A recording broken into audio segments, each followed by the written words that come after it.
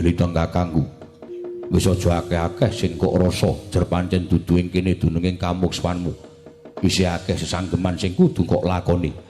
Kodrating kamukswanmu ing tembe bakal kelakon ana tepining segara Wedi bebarengan lan bangsa Yadawa sarta bangsa Wresni.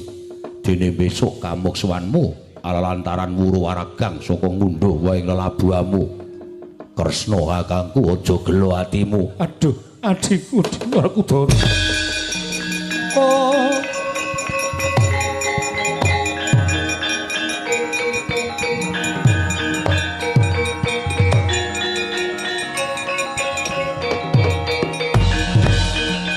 Yayi, yen nadyan kepiye wae marem matiku dene Siadi wis gelem babar sejatine lelakon tumrapun Kakang. Yen mengkono aku daya-daya njaluk pamit kundur nyang Dwarawati.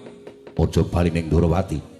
Kuwi dina iki kowe tapa ana pinggiring segara Wedi kono. Aja mangan lan aja ngombe yen ora ana pangan utawa banyu kang tumetes ning latimu. Suwene pirang taun Dimas Nganti temeka dina kamukswanmu. Oh iya to Di. Tak estokake dawuhmu. Ora liwat pun Kakang mundhut pamit budal nyang segara Wedi supaya aja nganti ana kang ngerti wadimu. Caramu budal ning segara Wedi aja ngawis-tarani. Lah banjur carane kepiye? Aku bakal mlebu ning Candhi Puspita sak perlu ngayati mukswa. Dene kowe mlebu ning Candhi Rukmi sak tataning kamukswan yen wis ana sakjroning candhi kono. Kowe nuli mateka aji panglemunan. Banjur mesatu ning segara Wedi. Aja nganggo kandhek tumoleh.